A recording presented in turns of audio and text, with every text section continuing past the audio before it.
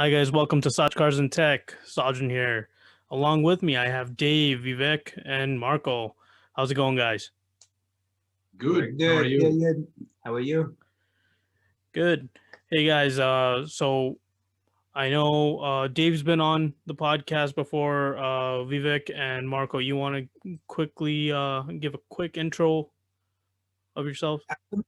Absolutely. So, hi everybody. I'm Marco Maestoso, resident chef in San Diego, half American, half Italian. I had a restaurant downtown in San Diego, been closed down by COVID, and just came back to bring back the fun into cooking and food in San Diego.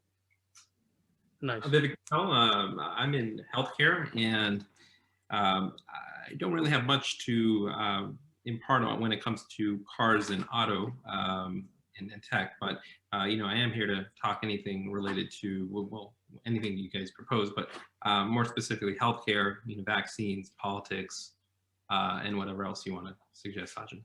Okay, so we'll stick with that. We'll stick with healthcare.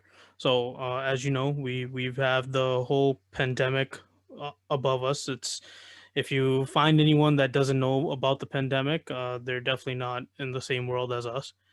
And it's they're in the U.S. It's right now a little bit of transition between one government to another. When I mean government, administration. And we have Pfizer, we have Moderna with their vaccines. Other countries are coming out with their own vaccines, and there's definitely challenges to that. And Vivek, I would definitely like to pick your brain since you're in that type of field. What do you think, and what are the challenges that you think that are possessed through the vaccine distribution? Well, I think to really answer that question, Sajid, what we need to do is start from where we started several months ago.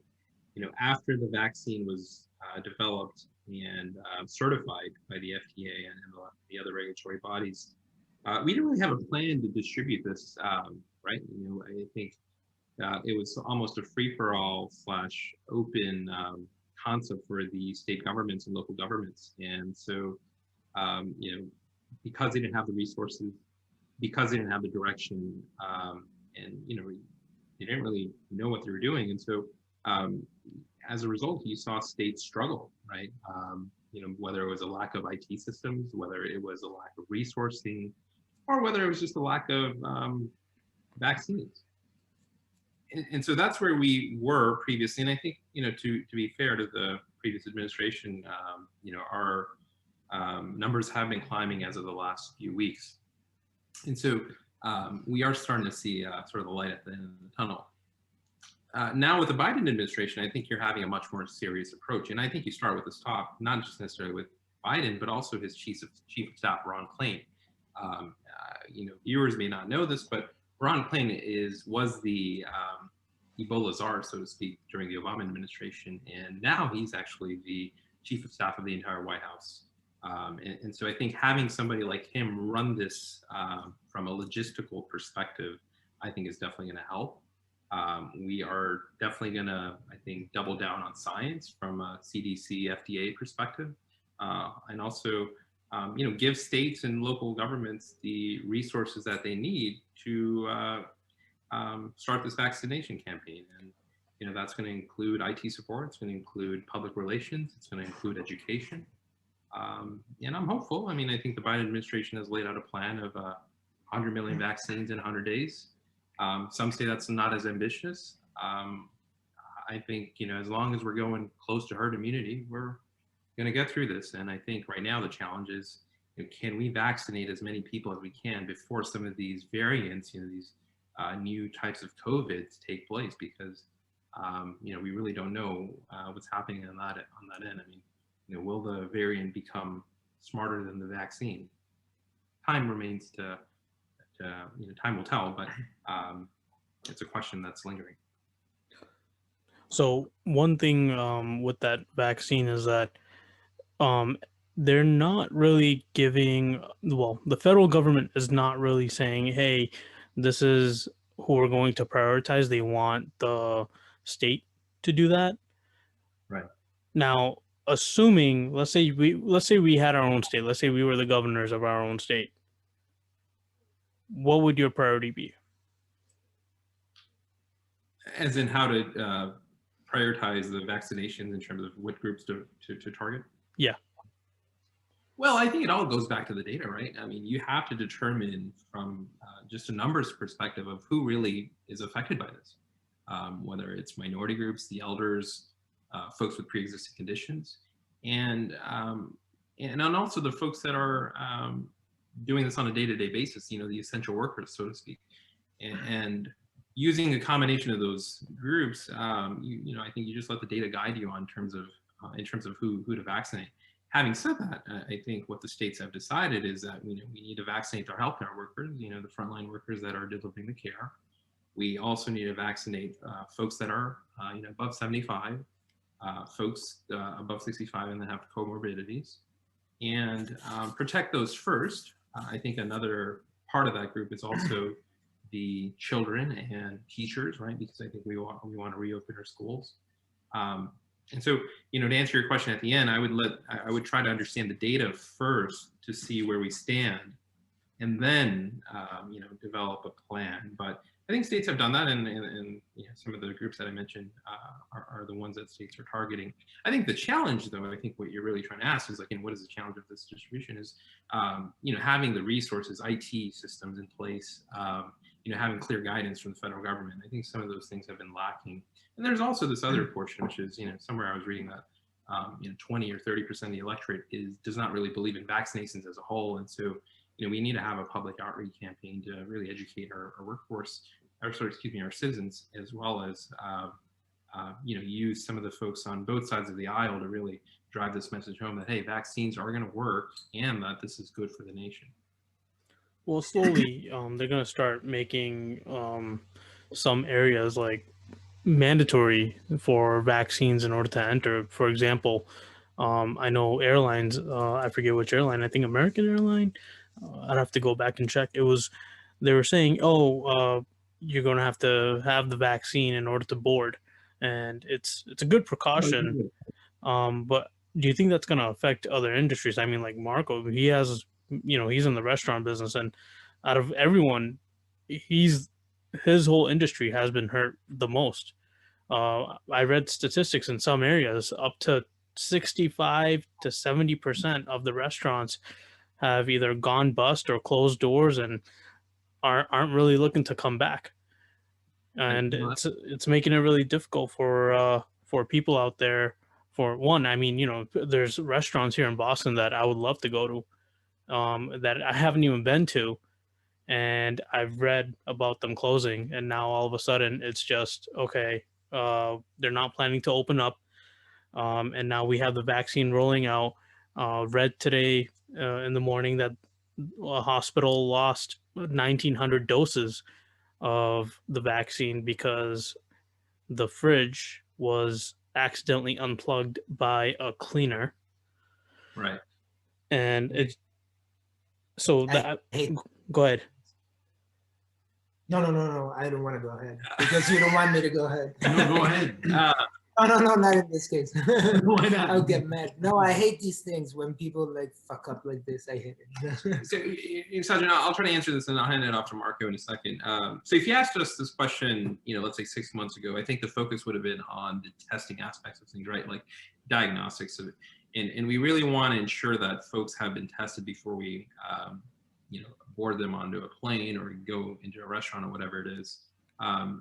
I think where we are now in terms of the pandemic is vaccination. And so, you know, I think just recently the big tech companies, you know, along with some healthcare providers, as well as some, you know, lab companies and so forth, announced this little, and I forgot the terminology, but some sort of collaboration in which there's this passport technology that once you take a vaccine, you know, your smartphone through this Bluetooth technology or whatever it is, gets informed, and so that you can move around more freely. I think having some technology like that would be really, really helpful in terms of knowing who's vaccinated versus who's not.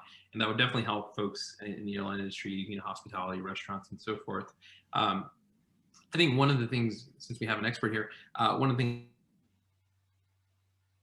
in the industry in particular can recover from this, right? I mean, we all understand quite well on, what's happened, how folks have unfortunately lost jobs, lost businesses, but we really want to know the road forward, right? In terms of how can restaurants reopen, how can we engage with our communities, and kind of have this, it's a Friday night tonight. It'd be nice if we all can go to a restaurant, right? I know you live in Boston, but it'd be nice if we can all, have a glass of wine, or have a pizza or Indian food, whatever it is. And so I'll defer to Marco on this. Hey, you hit me in a bad spot, but yeah, obviously that's my passion in life. So I would love to be on in a table in a restaurant. Uh, that's the saddest part of all, is that not only we're looking at a situation where we need to find a solution to have all the restaurants coming back, we're looking at actually like an after-war situation where we're losing, and we lost already during this year a lot of the restaurants that we knew about, that we loved and that we wanted to go. They're not there anymore already. Some of them are there, but still truly struggling, because what we're talking about is not over. COVID, it's still not over. We're looking at the best side of the situation, but still we're not done yet. We're looking at another 4 or 5 months into this. So restaurant business, it's been hit incredibly hard. And when I say restaurant business, it doesn't mean only the actual physical restaurant. It means everything around it, even the guy that sells the fish, the guy that sells the meat, and the supermarket that gives you or the farm that gives you the vegetables. So everything is connected. Restaurants are only the final outlet that give the food to the people, the processed food to the people. But when we say restaurant business, we mean millions and millions and millions and millions of people that work around these restaurants. And it's really sad. It's really and it's not solved already. We're in end of January right now that we're speaking, and the situation is not done. It's not solved, and there's a lot to do. Still So, a lot. Marco, what I would like to ask you is, how do you think the new normal is going to be? Do you think after, let's say, everyone gets vaccinated, you think going back to the restaurant, it's going to be like it always was? I mean, I think everyone is more well aware of hygiene than they were before. What are your thoughts on that? Absolutely. And obviously parts of what we're saying, hygiene sides that will be extreme, that's not a bad thing. There's going to be a lot of positive aspects coming out of this. But the problem right now is that a lot of people are like, when are we going to go really back to a restaurant? Because we got to a point where the stress of not being able to go into a restaurant is hitting not only restaurant owners, but even just regular people. They just want to go out back for dinner, just one night, let's go out and stuff like that. But the thing is, everybody, I know we really, really want to go back, but we're looking at at least another 4 months that the restaurant business won't be able to reopen. And we really have to hope that a lot of business make it in these 4 months. And because there's a lot of businesses right now that are still struggling and are looking into another 4 months of this situations, and are not really sure they're going to get all the way through. So when are we going to go back to something around normal? I put it on paper a lot of times in the last 12 months. And I can tell you, I'm pretty sure, at least personally, that we're going to go back to something close to normal mid-May. Around mid-May of this year, thanks to the vaccination process, which I would love to talk, since we have the situation here that we're talking about vaccination too. I would love to talk about this. I would love to go deep into why are we having these problems into vaccination. But anyways, so I think we're going to go back to something close to normal around May. It's very important to understand that for 2021, we're not going back to normal. There will be a new normal, probably that will stay for us forever, but it will still, the concept of going back to normal, it will start in May, and people will feel more serene and more comfortable into just living their simple life from May 15th. I'm not sure about this. I want to say this. Marco, do you know Dr. Fauci? I do know Dr. Fauci. What do you think of him? I think that he's Italian enough that he knows the right shit. He's a good guy. At the end of the day, he's a good guy. You can talk Have you heard of Dr. conspiracy about Atlas? Have you heard of Dr. Atlas? No. That's probably good. That's fine. No. He used to no. consult Trump. He's some guy from Stanford. Okay, no. He's a right winger. I'm glad you don't know it. Mhm. The Stanford brand name can sometimes disguise him as a legitimate vaccination guy. But He's not an infectious disease or doctor infectious by any disease, means. excuse me. But yeah, I'm glad you don't know. Let's say Okay. that. Sergeant, No, sorry, but- sorry to digress. No, Yeah. go ahead, because if main you thing- want to talk about Dr. Atlas, because I've heard of him before, and it's like for me it was kind of a surprise that he was a doctor to begin with. The stuff that he was bringing up. I don't know if we want to go in that route. But Marco, going back to the new normal, what do you think about cloud kitchens?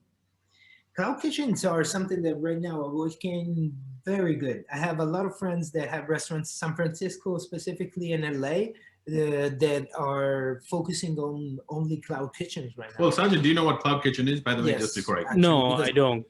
Can you elaborate? I'm sure the listeners don't know. I've actually known about cloud kitchens Mhm. since 2015, Mhm, because I know this one group out of South Bay mhm. that has it, Hollister Kitchen. Have you heard Yes, of them? Hollister's. Yeah, they're always blasting you. Well, I think they're full now. Yeah, they are full. Oh, yeah. shit. It's something that is really working.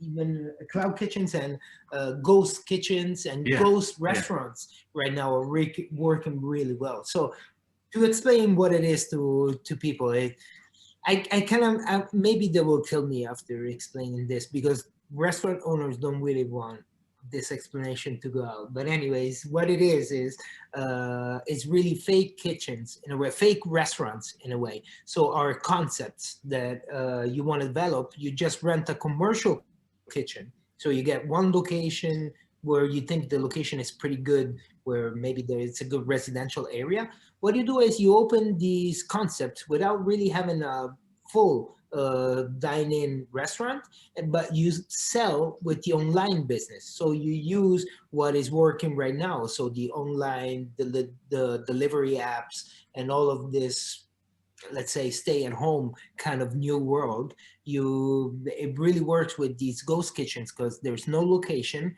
but there is the restaurant concept. So you go online on DoorDash, on GrabUp, on whatever food delivery system you're using, and you will see this place like if it was a restaurant open. So let's say Bruno's Pizza. You will see Bruno's Pizza. Where is Bruno's Pizza? A random address, and it will get the pizza to you. That guy doesn't really exist. Maybe that's the owner of the French Laundry, Thomas Keller, famous 3 Michelin star chef, which he cannot get people into the French Laundry right now, but he opened Pandemic Pizza, which is the only thing that works, and he's selling on DoorDash pizza. That could actually be very true. How is that different than takeout? Well, this is only takeout. Well, you don't physically... This is only takeout. Oh, this can't is visit- only takeout. Okay. What's the problem of takeout? Let me say something very, very important because this is screwing up Italy as a country and in general. America is very used to takeout because Americans don't eat at home. American citizens in general, there's a very low culture of cooking at home. So there's a lot of delivery and takeout. In Italy, it's very different. In Italy, you cook at home a lot more. And I'm sure even in India, it's like that, like Sure. people at home, mothers cook and stuff like this. In America, there's more of a working concept. So it's very different. What happened for the restaurants is they were not able to make enough business with the takeout business that it came with COVID. Everybody stayed home, so everybody was doing takeout. But still, nobody was ordering from your average restaurant where you spend 35, 40 bucks, 50 bucks every time you order. Now we got to a point where even the rich people are not doing this anymore. But at the beginning, people were like, okay, I cannot spend 35, 50 bucks per person per night. So these restaurants in Italy closed down right away. In America, they lasted a little longer because people are used to doing takeout. And so it lasted a little longer. But now we got to the point where even restaurateurs in America are really struggling because takeout is not for everybody. Takeout is for takeout businesses, rented takeout businesses.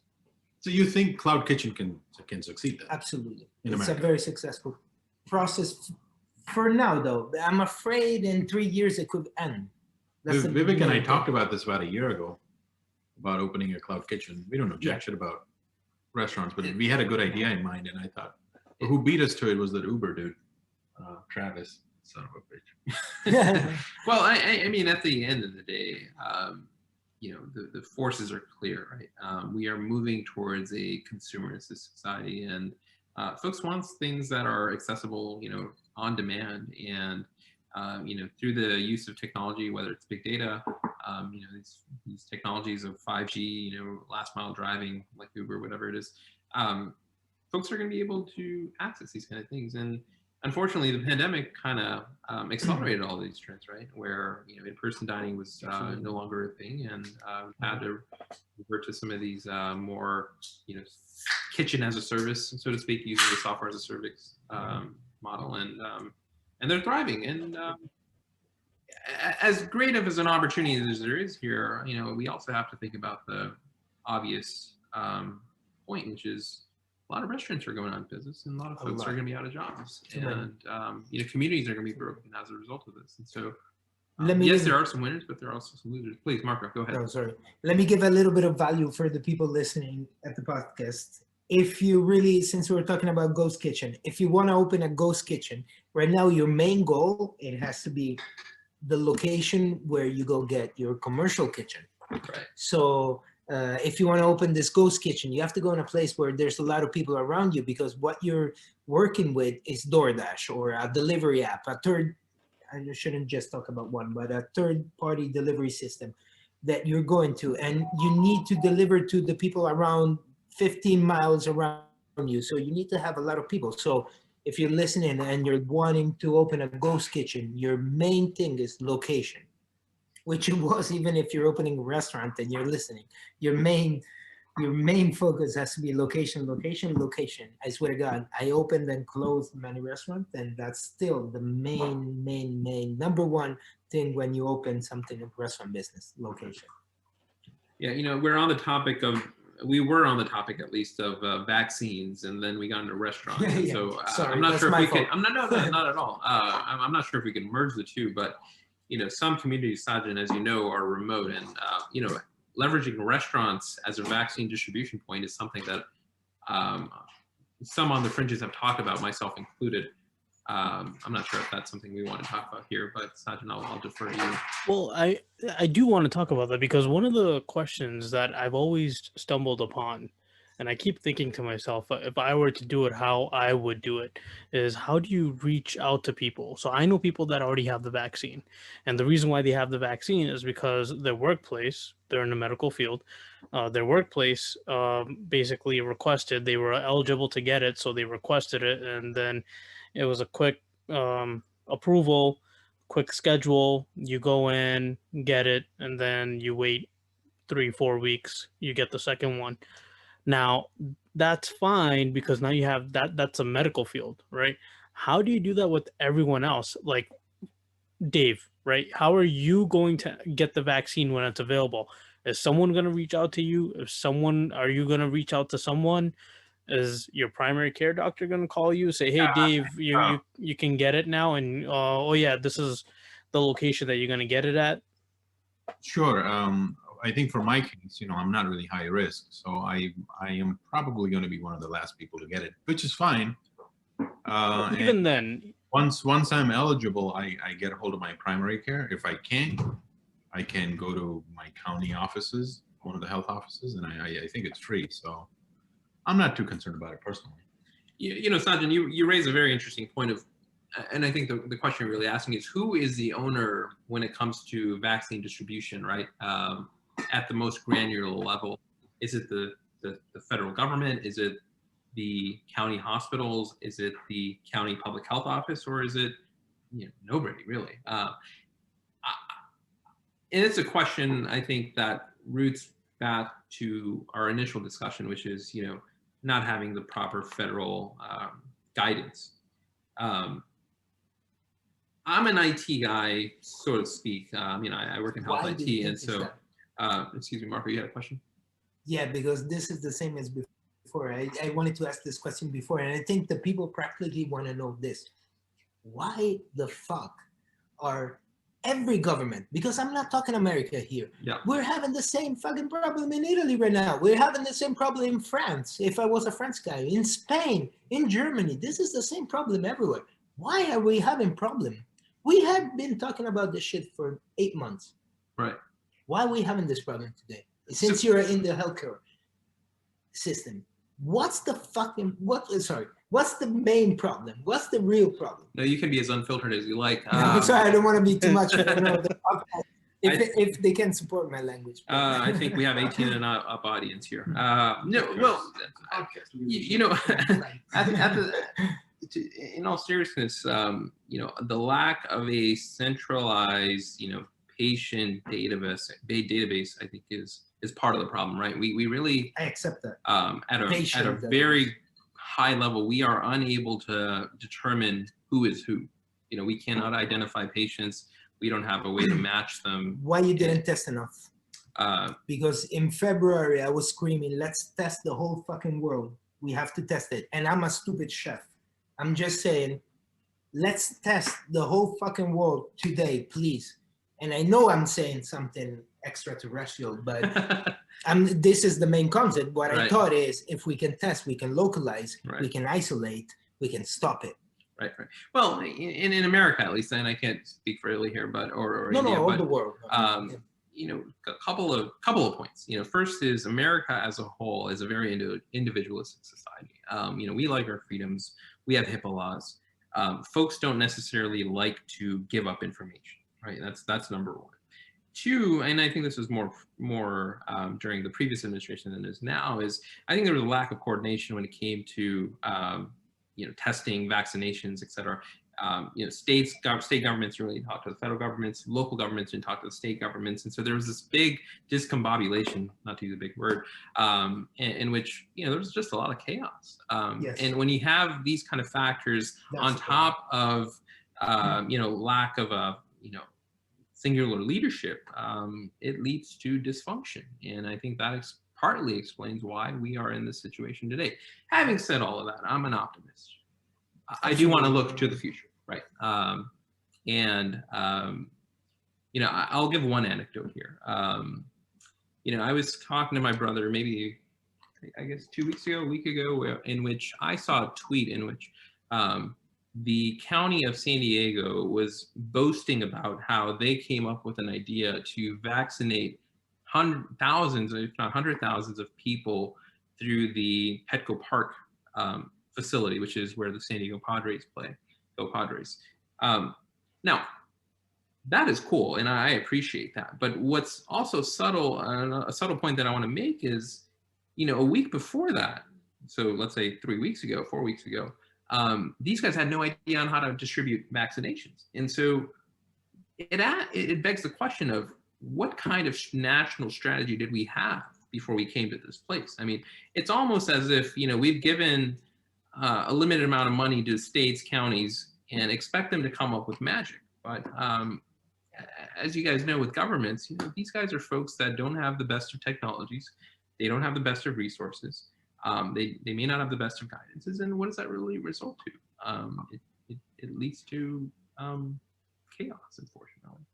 So I know I can sound like a Debbie Downer here, but I'm just like, I know that a lot of people right now are asking like simple questions. They're like, why things are not working? Why things are not happening? Like now, the latest news is that vaccines are delayed by Pfizer all across the world, where we have a 30% delay, and there's the people that have to get the second vaccination that are really struggling now to know if they're gonna get a second vaccination.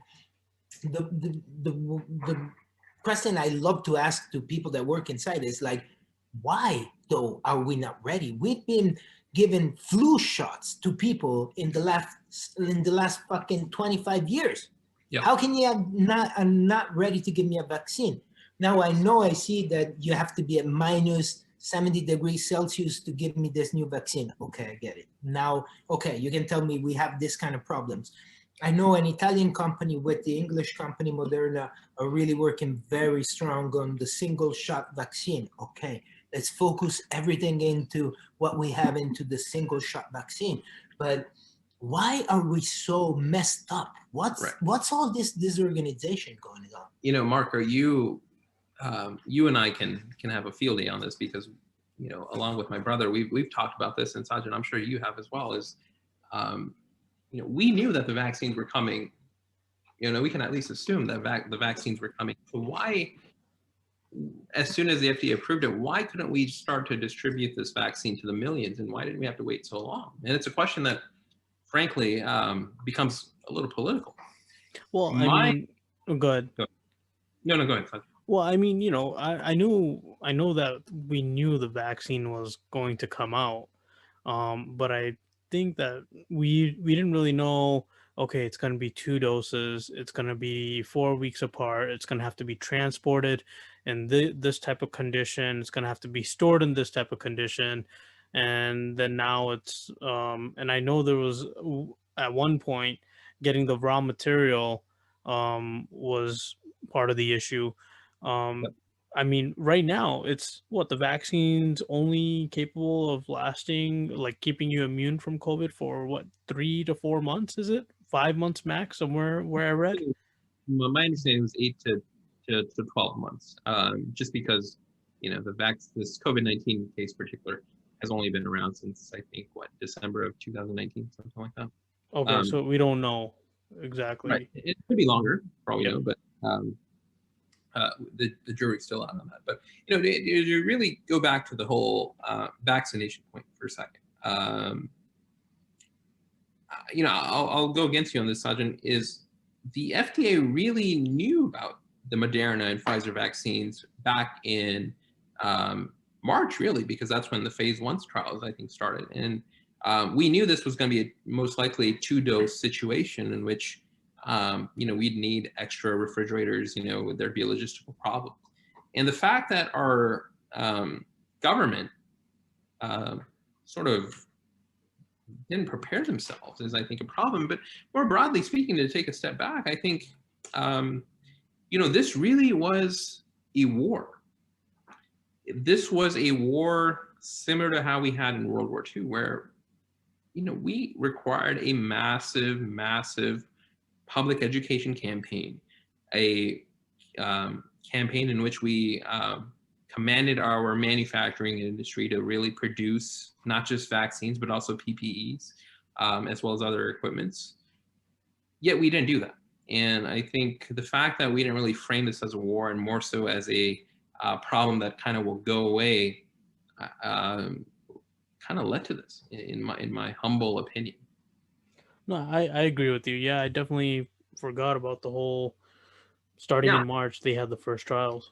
Well, one other thing I want to mention is, you know, the federal government, and particularly the executive branch, through the Defense Production Act, DPA it's called, in times of needs and in times of struggle, can really leverage this particular act to call on American companies to produce, right? Whether it's GM, Toyota, any really other company that manufactures in the masses, John Deere, we never really used the DPA as we should have. And they tried for a little bit. They tried. I mean, they tried, but unsuccessfully. And had we done that, you know, I think folks would have had more N95 masks, would have had more ventilators. I think the ventilator situation was solved, but nonetheless, we would have had more of those. We could have had more vaccinations, or vials, excuse me, or whatever it is. But again, I think the lack of a strong federal response contributed to the situation that we are in now. Having said all that, I still think, looking ahead, you know, there is still light at the end of the tunnel, so long as we reach this herd immunity point. And, you know, that's really my focus, Sajjan, because if you think about the past, then, you know, you can start becoming a little bit more sad and disappointed. Preoccupied. Yeah. Well, like, my main question is, don't you see that there's somebody holding the fucking brake? and I don't understand why. Who is holding the fucking brake in the whole world? Because this is not stupid conspiracy Facebook talking. Okay, because I don't want to make a point against Trump. It's very easy to make a point against Trump. Takes a fucking Facebook post. But who is holding the brake of the whole world right now? I don't get it. When you say holding the brake, what do you mean? For the vaccine distribution. People are not working. And vaccine distribution is one little aspect of all of this. And yes, you're correct. The vaccine distribution. Now, why is it having problems? We're talking, today is 22 of January. I've seen the news until 2 hours ago. Like the thing right now is Pfizer is the only one giving vaccines to the Oriental world, Occidental world. So not the Asian world, how do you call it? The West. The West, The sorry, West, okay. right. So Pfizer right now is the only big company giving the vaccine, and they stopped the whole thing. They stopped it. They just stopped the whole fucking thing. And they're saying 30% of the vaccine is not coming. I can give you for a fact, in Italy right now, there's no fucking vaccine. Right. And they're going nuts because they're afraid that the people that took the first dose is not going to be able to take the second dose in the next 2 weeks. They're going nuts. Like Right. every news is talking. No. Marco, I think you're spot on this. Of why the heck could we not foresee this? I think Not if only we foresee, sorry, I want to say again what I started with. Who is keeping the brake? You know how in the cars you have the parking, no? You have P and then you have D in the automatic cars, okay? Very simple, American style. You have P and then you have D. And when you go on, you have D. When you don't work and the things are not working, you're in P, okay? You just stop the car. Okay, Yeah. Not right now. It's like people want to work, people want to go, but not only we're in P. There's somebody with the brake on, with the handbrake on. Just pertaining to the vaccines, I guess. And not only, I guess just talking about the vaccine. I would say that it is. I don't know anything about healthcare, but to produce, 1 billion doses, it takes a time. Moderna has never produced anything close to 1 billion doses. This is their first commercial product, for all we know. Right. Well, so I think, like Marco said, I think unfortunately from here till March, like May, like what we just talked about, that stabilization. It's unfortunate that we have to go through this, but with time, more supply will come online, and so people are vaccinated. So they said, just sold the fake thing, because this is the thing. I'm not expecting this. I understand that it takes time and that Pfizer is not Jesus Christ. I understand this. Right. The thing is, what is happening right now is the doses you said you had, you don't have them. Yeah, they didn't exist. Yeah. Look, I don't know. Like I said, this is I'm not the expert on this, but we'll have the expert chime in. Go ahead. I'm sure this is, but one point I would make is, again, the fact that we as a society view this as more of a one-off problem rather than a holistic, existential crisis is what caused some of this, right? I mean, we really should have seen this as a worldwide, global catastrophe. So we should have had all of our factories build up our vaccine doses. We should have coordinated across nations, right, to not only test, but also develop some of these vaccines that were in trials. We should have had a national public education campaign across all regions in different languages, different demographics, so that everyone was on the same page. The fact that we didn't is a problem. I mean, you look at the United States and, looking at my own country here, it's making the United States, for instance, withdrew from the World Health Organization, right? China, to be fair to them, or to be fair to the US, I would say, hid some information when it came to, when this COVID vaccine started to spread, where it spread on all that. And so the lack of a global coordination, I think, explains why we are in the situation today. And that's one of the reasons why I'm optimistic now, is because we finally in the US government at least have folks that are at least interested in participating, right? Interested in showing up at the WHO, interested in talking to China. You know, if your readers are really interested, there's this piece by a guy named Lawrence Wright in the New Yorker who published this 30,000-word essay on really why this pandemic is the way it is today, and I would encourage them to read it. It's long. I'll warn them right now, but you know, if you spend 3 hours, you'll definitely extract a lot of information on it. WHO made their mistakes too. Yeah, no, and WHO, you know, for their own reasons, whether it's funding and, you know, governance or whatever it is, They were pressured. and pressured, right, from the Chinese and elsewhere. They were really pressured, but they made a big and had this. Now, I'm a fan of science. Like, I'm a science fan, and for me, WHO should be my main team, my to-go team. But they didn't show very well in the COVID situation. Yeah, I agree with you, Marco. And I think one of the other challenges we have is this rise of nationalism, xenophobia, where, you know, we don't have trust with one another, right, as a countries, right? And, you know, WHO sometimes can stand out as this global institution that does not take consideration into these individual societies and countries, including the US. And I think explains why the Trump administration in particular decided to withdraw. Having said all that, Sajan, I do want to talk a little bit more about the optimistic period, and which is in Johnson & Johnson, I think next week will be releasing some of its clinical trial data, in which, if it goes successful, we could have a vaccine that is single dose, unlike the other two, Moderna and Pfizer, that are 2-dose. And if that is the case, I think that could be, from a logistical standpoint, very a game changer, right? And so that could definitely speed up this vaccination distribution problem that we've been dwelling on in the last half an hour. I think that, yeah, I think other manufacturers need to present their data. Johnson & Johnson, if they have it, that'll be a huge game changer. I mean, having 2 vaccines, 2 doses versus 1, basically, you know, if you have, for right now, if Moderna, you have 2 million doses, only 1 million people can get it.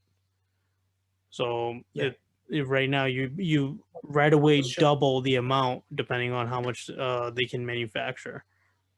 Marco, would you take the Moderna vaccine?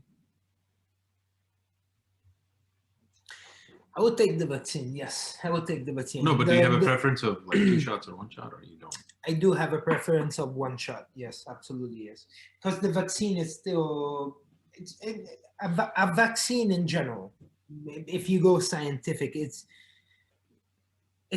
not really something you really want to get. It's not something you aim to get. It obviously, I am pro, and I am on the science side, and I actually know what I'm putting in my body. And I actually love even these kind of vaccines that Pfizer and Moderna are doing, because they're different from what we're used to as vaccine. They're not injecting us the virus anymore. They're injecting us a code that it teaches our antibodies how to react. So this is actually a game changer. I'm very happy about this for science. But at the same time, I've taken vaccines in my life. I've taken medications. I am not a fan of medication. I am a fan of science. I am a fan of doctors, of all you want in the medical science and on the medical side. But if I can avoid to put something extra in my body, I will always avoid. And vaccines are very strong on your body. So if we could avoid, but we have a much bigger problem here, and I'm super pro taking a vaccine in a pandemic, which is obvious. Now we're in a different conversation. Here we're in a pandemic. I'm going to introduce you to this guy in India. He sells, well, maybe not. He's almost a con artist. Sometimes you can mistake people for con artists. Absolutely, but in general. So what my point is, if you can avoid pharmaceuticals, for sure do, but especially if you're in a pandemic, and if there's so much more related to, there's economical There's countries are economical businesses and they're collapsing right now, and we cannot afford to have countries collapse. So whatever's the solution, I'm gonna take it. Sajjan, I know you haven't asked this question, but I want to make a general comment here, which is, when this pandemic first began in early of 2020, as everyone knows, this sprung from China. It sprung from Wuhan, and there was a lot of chatter, particularly in the sort of the political junkie community of, has China set us up for this? Why is China reopening much faster than the West? And really, what's going on here, right? Was this manufactured? Was this accidental? We really didn't know.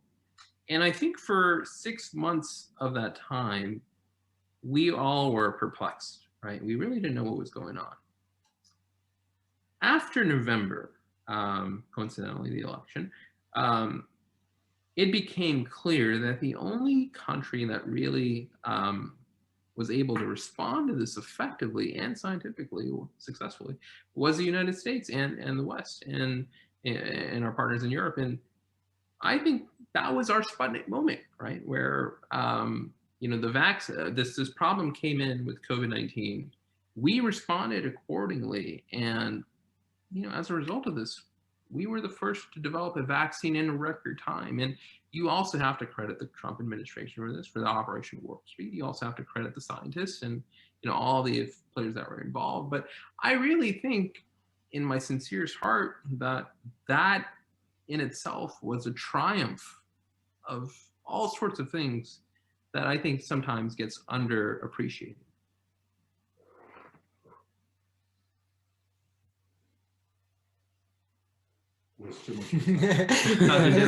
No, I hear you. That was so. I want to bring up a point I disagree, but I'll make a point. It's like, unfortunately, it's not good enough. We're not at a good enough point for being happy about it, because I understand. Yes, there was a good effort from the Western world, from Trump administration. I don't know. I don't know. Let's go back to the Republican side, but yeah, Trump administration. We go back to the ground. You think Italy's going to come back with travel at the end of travel? Yeah, I get 2021 may be tough, but you think we get back to normal by 22? Yes, for sure. 22. Are we going back to Rome? Are we Absolutely. going to? Yes, we are going back to Rome. We're traveling to Europe. What I can tell you for sure is there's the main company, the flying company in Italy, Alitalia, is already making, it was the first one, as I was telling Dave before, is the first company in the world to make COVID flights. So everybody on the flight, it's been tested in the 24 or 48 hours before, and it will be tested again once the flight lands. Restaurants, what about restaurants? You think they're coming back? No, restaurants were pretty fucked up, unfortunately. No, Yeah, it's just a very too bad hard to start it back situation up, for huh? restaurants. Yeah, mostly for the delivery process that is not working very well, and it doesn't work for the restaurant business. They're not coming back right away. I'm very sad to say that every time I say it, because I know that, and maybe this is not the case in this podcast, but there's a lot of people that listen to me and that listen to me in the restaurant world, and I'm realistic. I'm not pessimistic, I'm not optimistic, I'm just realistic, and I know there's no other 6 months without suffering. But that could have a domino closing. effect. That can have effects on the beer industry and suppliers and Yeah, it does have it. Cisco It does Foods have it. and It already did have it, and there's a it's domino effect, right? It is every day. That for me personally is The a wine very producers. wine produce everything, and for like I'm seeing all of these aspects, and that's incredible to look at. Incredible in a bad way. It's incredible to look at, and incredible to not see the right effort put into this. We're kind of leaving that go. We're giving a little bit of money. We're giving EDD unemployment money. We're giving the workers insurance. We're giving some kind of money to people to just shut the fuck up for now. But now it's been 8-9 months into this pandemic. People cannot take it anymore. How are things in Italy as far as when it comes to assistance? Like in America, we got the PPP loan, we got That's employment. a curious aspect, yes. Because I know Germany has done a pretty good job of lending money to anybody who Exactly. wants to borrow money. That literally. Yes, in Europe, Germany and France did a pretty good job in lending money and giving money actually to businesses and small businesses that had to struggle. Italy did a very similar job to America, compared to America. So let me put it in number for listeners, like normal people that are listening. In numbers, really effectively, America to people gave $1,200 for the first stimulus check. Then it gave another $600. Then the EDD, it depends on how much did you work before, both if you were just an individual worker or if you were the owner of the restaurant. It depends on how many people you paid in 2019. So to compare all of this, Italy just gave the same amount of money. They gave the 600 euros, then 800 euros instead of 1200 and 600. So same kind of money they gave to the businesses and to the people in general in the country. The problem is, which I see, and on this is very similar in both countries, is we got to today is January 22nd, and people are really, really exhausted. Exhausted. I can see it. I'm a chef that is in a certain kind of, like, on my Facebook, Instagram, and all of my social, I see most of chefs that post, and people used to have a little bit of hope 6 months ago. Now they're desperate. Now they got to a point where they're exhausted, they're desperate, they really need to see the light out of the tunnel. And when I say I see the light out of the tunnel and it's 4 months from now, I can say this because right now I don't own a restaurant because I put myself into a situation that I can wait this shit off. But I know that if I was in the situation that I actually had the restaurant right now, if I had to say I'm looking at 4 months into this situation, I'd be desperate, but like seriously desperate that I cannot feed my fucking child at night. That kind of desperate. And Just you don't have a child. I do not. No. I just impersonate into people I know. Right. No, I just want to make sure because No, I don't. That would be news to me if you had a child. Sorry? That would be news to me if you had. Oh, no, I don't. I just feel for all the people around me that I look into, like, because I say to myself a lot of times, I'm like, wow, COVID really got me really strong. But then, you know what? I look at other people and I'm like, wow, dude, that people are really fucked up. So you can't complain. You shut the fuck up and you work and you come back to normal and you help people and you inspire people. So I prefer to show a good face in my situation, and especially because I know that there's people in my situation plus a child, so they're fucked up. and so I have to keep a smile in general. Good point. Speaking of effed up people, what do you do about the people that don't want to take the vaccine, that are full out declining it? I don't know. Please, you answer to this. I get mad. Yeah, Marco would lock them up and then he would force them to get the vaccine. I'm a very spontaneous Italian kind of style guy. I would tell you just suicide, straightforward. Just if you're talking to me and you tell me you start a conversation like that, I'll tell you just suicide. Listeners, he is kidding. Yes, absolutely. I know that's wrong. Don't worry, I'm Italian. No, I mean, I think the issue that we're facing right now with the vaccination campaign predates to the pandemic. Vaccines as a whole, on one end of the spectrum, has been fairly politicized, and folks as a result haven't adopted vaccinations as they should have. And so the question is, how do you really address that? I really think you need to find, this is really a vaccination campaign in which we educate our entire population, on the benefits of that vaccine. And that includes folks on the right and folks on the left. Going in the communities, right? Having education campaigns. One of the reasons why I think India in particular was able to eradicate polio was because they really got into the weeds. They had community workers, they had social workers that went to each and every village, spoke to every citizen that you think of, and educate them and sort of release some of the anxiety that comes with the vaccine.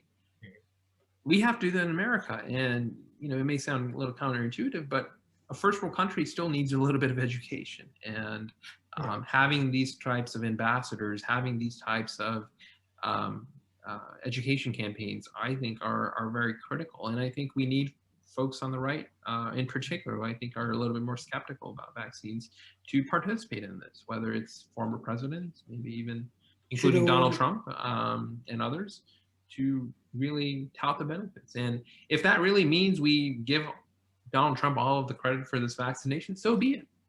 You know, I think that's okay. You know, we can have humility here.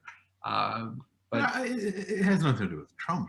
No, it doesn't have to. No. I think it just has to do with like conspiracy theories going around. You know, there's way too many of them, and it's just increased on, oh, they're trying to microchip this, and you know, Chinese virus that, and that's just. You know, one of the biggest issues with this anti-vaccine campaign is social media, right?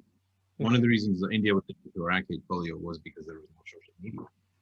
If there was social media back in the 90s, and with misinformation being spread as fast as it spreads now on WhatsApp, it would be different.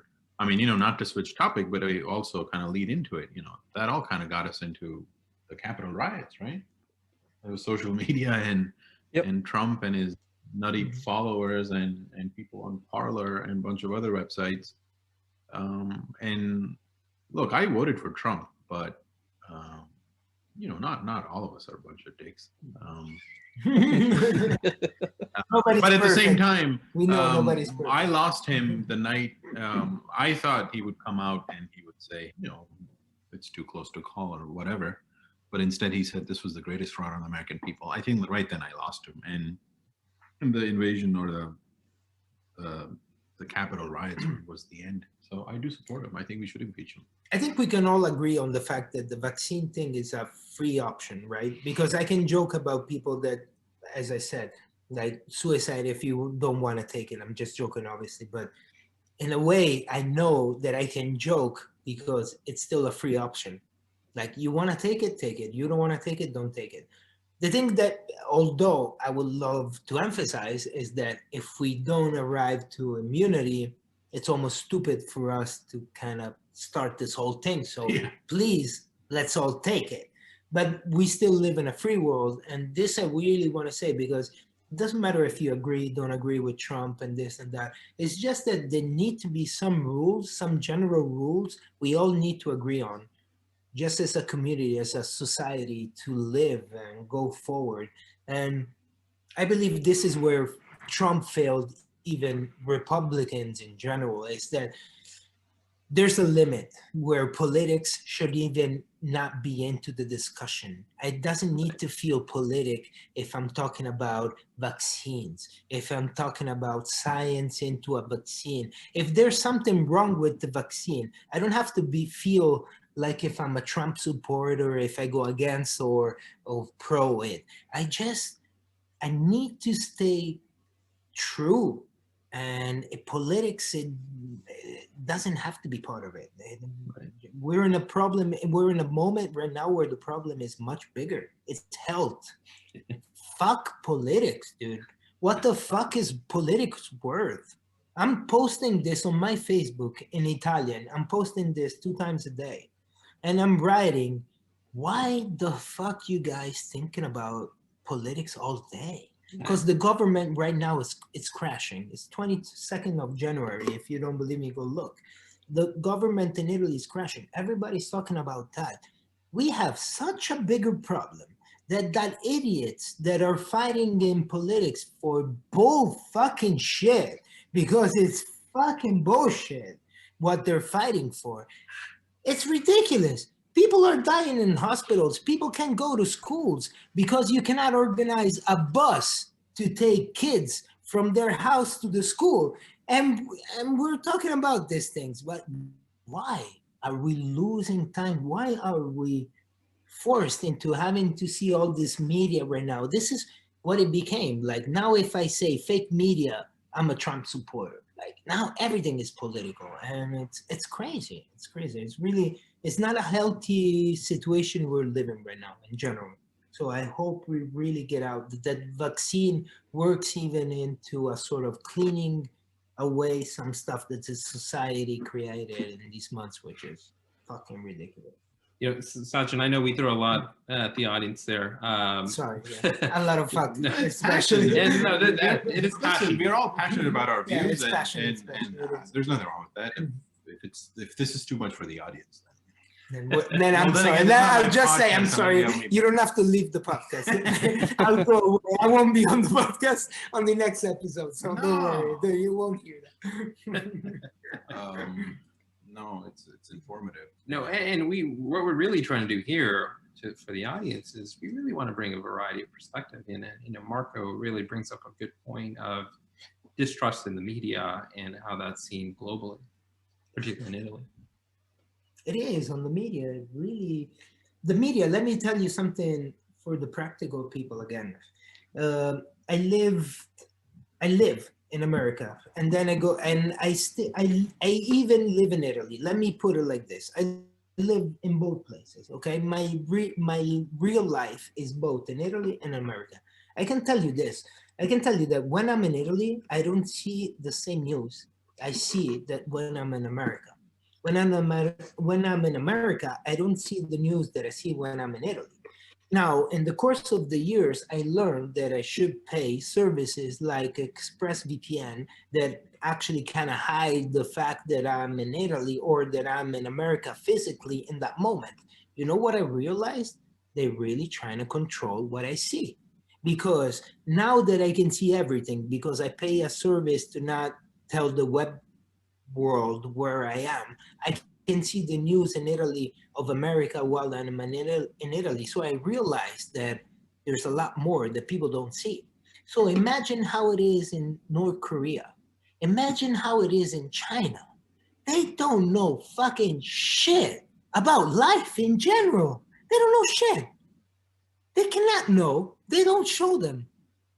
I don't see nothing about America when I'm in Italy. I just see what they want me to see.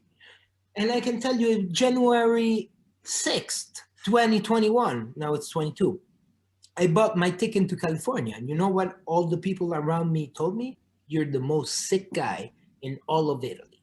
If there's 60 million people, you're the only idiot who is buying a ticket to go in California right now, because the media, what the news said was that California right now, Los Angeles is leaving patients outside of the hospitals. Everybody's dying.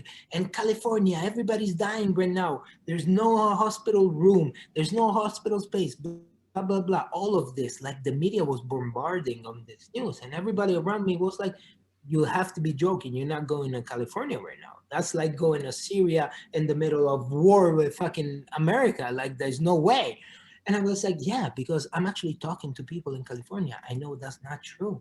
I'm actually seeing the news in San Diego. I look at what's the percentage of ICU occupancy and fucking scripts in Hillcrest in San Diego. So don't fucking tell me how it's going in San Diego. I know for a fact. So I am going to San Diego. But all of this to say, wow, it really takes an effort to live in 2021. Like, it's not easy to live your life in 2021. They're making it difficult just to find true news, like reality. Right. In 2021. And I think, Marco, what you really, if I can extrapolate your point here, I think the point you're really making is, the level of control of big tech, right?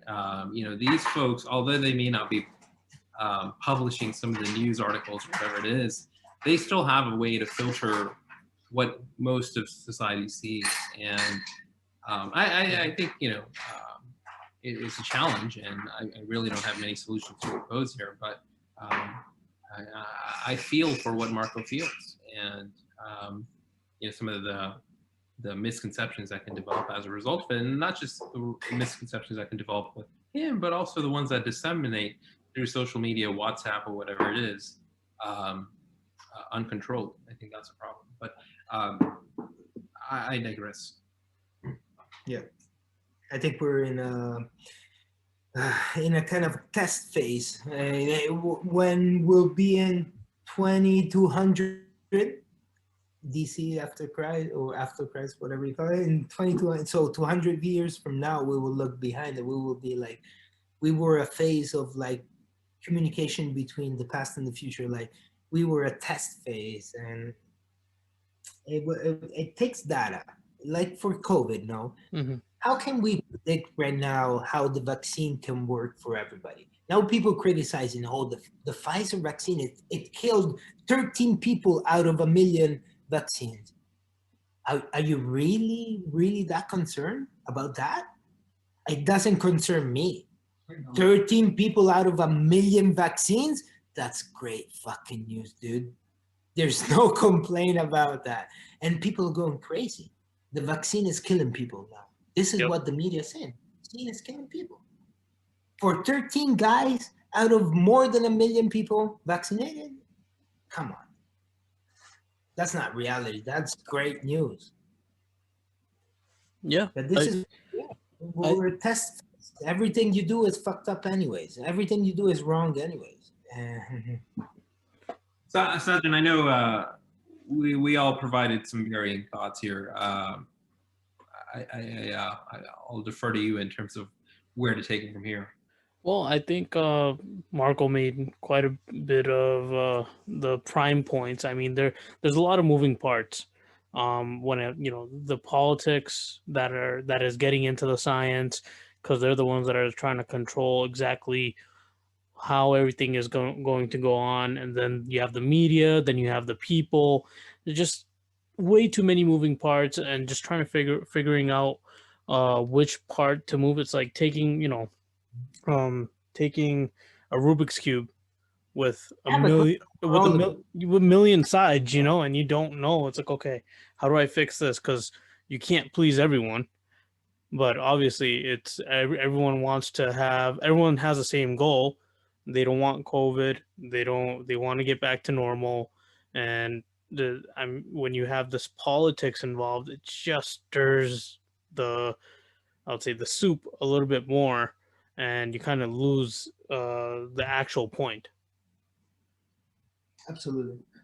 Marco I want has to a make a question. question. I have a question for all of you, listeners and people that are talking right now, is about what we talk about. We as you said, we have a lot of moving parts, right? What of all of that we talked about, because I told you about a reality that is maybe in Italy right now, and we're in America right now. It's a different reality, but it's not that different. But about all these moving parts, which is the part that is the same? Like, which is the part that actually connects the whole business? Because there's a lot of people talk conspiracy against Trump or against Republicans or against Democrats or against whatever the fuck you want. I'm saying, dude, in Italy, where Republicans and Democrats, there's no fucking life for them. Like nobody knows who Trump is. And there's the same problem. How can it be? I'm saying, why do we go in India and it's 1,300,000,000 people and we have the same fucking problem, and there's no Trump and there's no democracy and Democrats and whatever you want to talk about? Which is the point that actually connects the whole world in this conversation? That's my question. Great question, and I think this is where we defer to the moderator. So I think in terms of a central person, there isn't really a central person, but anytime that we are looking towards, oh, where's this all going wrong, or where's this going to go next? What's the next step? Where are we heading? We usually look towards the government. I mean, they're the ones that are trying to line up the scientific figures to figure out exactly what needs to happen. They're trying to take their consultations and figure out, hey, how do we take what we have now and get it back to normal? And that's why I think Dr. Fauci has been a great asset since the start to figure out exactly what needs to be done. I mean, if the government didn't tell you to wear masks, and let's say it was just some random person on the street that told you to wear a mask, would you wear a mask? No. I mean, in the beginning, that was the issue, right? I think even in March, we didn't know to wear a mask. So, yeah, it's a. I don't know what to tell you, Saaj. For sure, as you said, like governments, this is where they come into act. Like they should be the moderators of this whole situation. When a person, this is why when I really start getting mad at Trump as a person and not as a political person, is when he actually said in February, if you want to put a mask, put it. I don't give a fuck. I'm not putting it. This I heard him saying this. Like I heard him saying, I'm not putting on a mask. If you want to put it, put it. This is where he started for me to lose everything he's working for, because doesn't matter what political side you're looking at. This is a medical point of view, and you're the example. You know that millions of people are just going to do whatever they say, no matter what you say. So just give the better example. I'm not saying the good example. It's very different, because Trump in that situation, he didn't actually know. This is his reality. He didn't know what was good and what was bad, because it was new for everybody. Okay. So if you're a smart guy, if you're a smart motherfucker, you just say, what's the best thing for you to say? Why do you have to just fight it and say, no, I'm not putting the mask? You're not Britney Spears on Instagram. You're the president of the United States of America. Just look for the better thing to say. This is where it all crumbled. It started to crumble down, where he had to take that kind of position of more of a show businessman rather than a president, when the situation was a pandemic, when it was way more serious than everybody thought at the beginning. We hoped it was not that serious for 2 weeks. And you know what happened in America? For 2 weeks in February, I had an Italian restaurant. You know what happened? From China went to Italy. And in Italy, it became big. And you know what Americans did? Instead of realizing what the fuck was going on, they said, maybe Italians have a virus. And they were not going to Italian restaurants. I felt that on my skin. I felt the people not coming into the restaurant for racist, not racist, sorry, because racism has become really big lately. So but race things, because they knew that in Italy, the virus was spreading, so they were not going close to Italian people. I don't know how to put that into words. So you xenophobia. No. Xenophobia. Okay, thank you. So for xenophobia, were not coming around the Italian restaurants. This lasted 2 weeks until, you know what happened? The virus was spreading in America, and they were like, "Oh shit, it's not Italians. It's all over the world." Obviously, it was all over the world, and it came into America very strong. Trump administration. It's not a political thing. You have a virus coming into the country. Just try to defend the situation as most as you can to try to get out of this situation.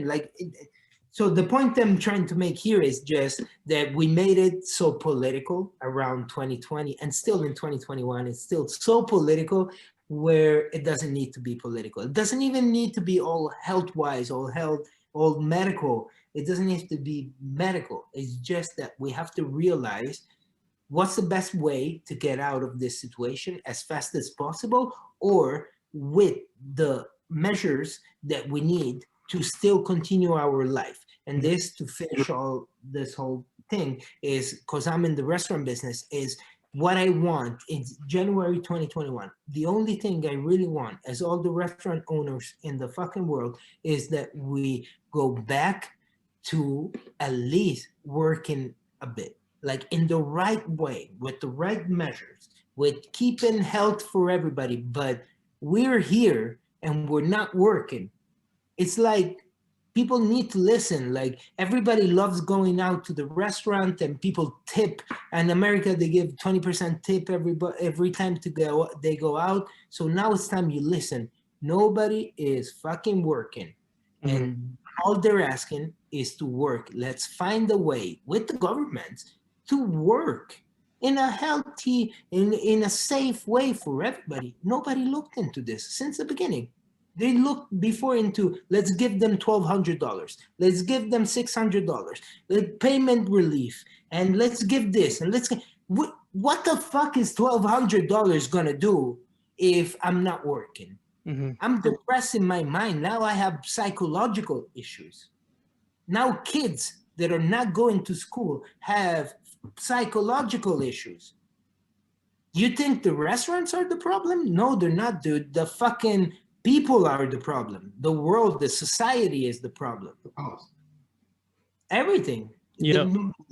Absolutely. The environment is the problem. Yeah, the government's job is to keep the environment right. Yeah, So, the kids in school in Italy right now, you had people suiciding. You had people taking TikTok challenges, and go look at the news. They just banned TikTok are you on for TikTok? under 18 in Italy today. That's epic. That's epic. It's gonna be on All American News tomorrow morning. And they just banned TikTok for under 18 people. You know why? Fucking 2 kids suicide out of TikTok. Yeah, you know What's why? the challenge? The challenge is keep your breath challenge. Oh, Hold your breath for as long as you can, so you fucking die. Boom. They died. 2 of them died. Hold your breath challenge. So, Bam. But this just comes out of boredness, out of not having a society living their real life. And we're living on our phones, which it makes no sense. I love my phone. I love the business out of my phone, but I still need the counterpart of life. My life cannot connected. Become my phone. We're too connected. Yeah, it Yeah. cannot become my phone. Yeah. well, I want to say we're running towards our time here, and I feel like we said a lot today, and it really brings up a good opportunity to. I think we should really follow up to see where we are in probably like a month on this topic, to figure out, are we progressing? Are we still where we were? You know, are we getting in a better situation? Are we looking towards a better progress, towards a better time when we can actually get back to normal? We should close put in a bet. Everybody would say, where do you think we're going to be in a month? Month is what, 30 days out, February 22nd. At the end of February, where we at? I think Dave. we do get close to 50 million people more vaccinated. I think a couple of other vaccines will come online. But it's going to be a problem. I don't think it's going to get any better, unfortunately. I just don't see it. There's no shutdown or anything coming. Not that we need a shutdown, but I think let's see what the new Administration. the policy with the mask mandate and everything. Yeah. Well, I want to wrap it up. Mind, this is a pandemic, and this thing's been going on for so long that Yeah. it's not even, Well, I mean, you know, it's been a year since we talked about it last, Dave. You know, anything. I mean, it's like Marco says, open up everything and try to protect the elderly and mask up and see where it goes and vaccinate. yeah. Well, I just want to wrap it up.